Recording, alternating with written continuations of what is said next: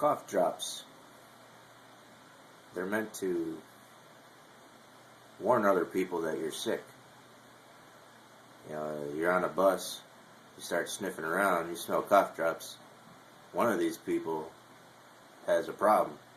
You know, most people don't just eat cough drops because they're good. You know, I think they're disgusting. But the makers of them, they had a plan. And that was so that they can sell them to people who would use them just because of what they say.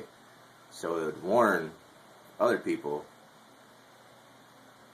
not to go near to that person that smells like a cough drop. Get strep throat or something horrendous.